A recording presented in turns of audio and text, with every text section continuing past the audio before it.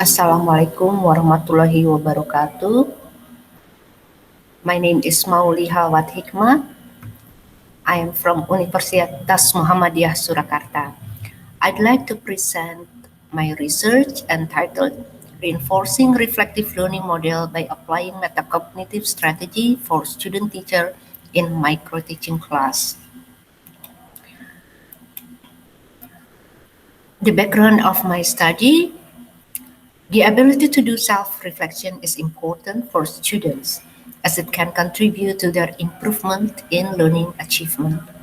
By doing reflection, students can become self-regulated learners who manage their own learning, planning for a task, monitors their performance using metacognitive strategy, and then reflects on the outcome.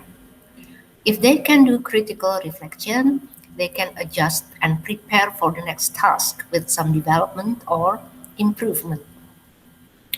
Reflection for teachers plays an important role because it can help them develop their competence as well as the quality of teaching and learning process. Research on reflective learning for student teacher shows a positive impact on mastery of teaching materials and skills. However, the practice of reflection in learning has not been explicitly taught or accommodated. The reflection practice for students teacher is important. That is why this research is conducted in micro-teaching class. It is a subject for student teacher to practice teaching. There are 4 research questions. The first: how was the teaching and learning process implemented in micro-teaching class? The second: what are the problems in the teaching and learning process in micro-teaching class? The third: did the students apply metacognitive strategy and reflection in their learning? The fourth: what learning models can be applied to develop self-regulated learning awareness of students? I conducted research following the procedures of research and development. Actually, there are 10 steps of R&D, uh, consisting of initial information gathering, planning, initial form development, small-scale trials, revision products, limited trials, product revision, and then due diligence, product revision, and dissemination implementation.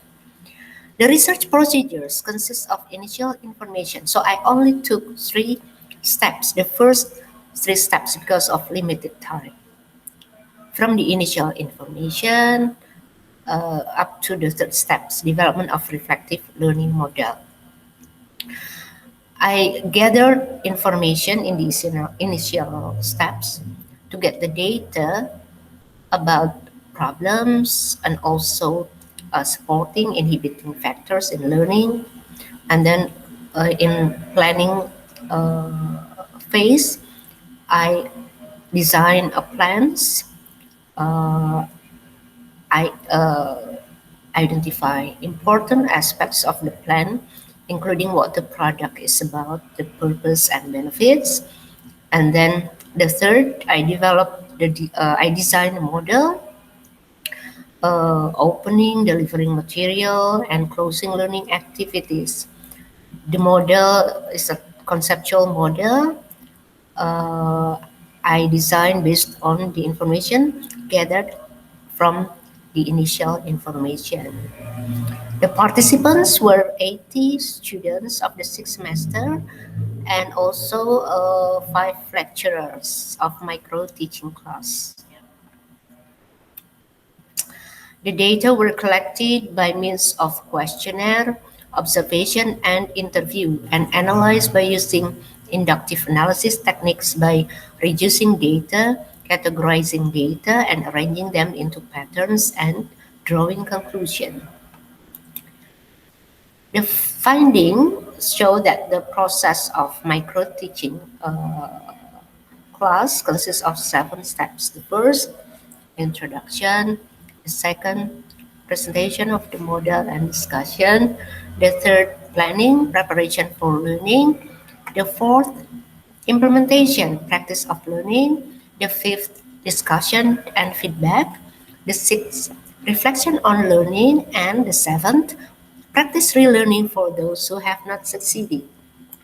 The second finding shows that the problems in teaching class were low students' responsibility in learning, low motivation, low students' awareness in self-development, and lack of students' discipline in doing the task. And for the use of metacognitive strategy and reflections used by the students, I found that 80%, 82% of the students were not aware of the importance of setting their own purpose of learning in micro-teaching class. And 17% of them set the goal in line with the objectives of the course as stated by the lecturer.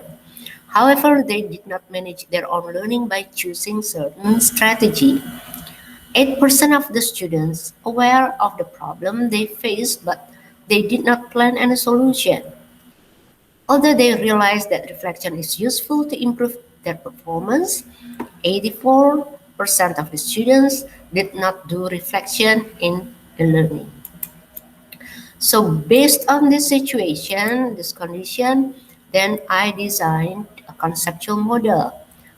The left one is the teaching procedures, and then I combine the metacognitive strategy, planning, monitoring, evaluating, and then here it is a cycle. Yeah, in the second step of teaching procedures, the students do learning activity, they then monitor, and then they evaluate while they are doing reflection. They also describing, evaluating, and analyzing what have they done related to the accomplishment of the task, and then they make a plan, which is then they follow up.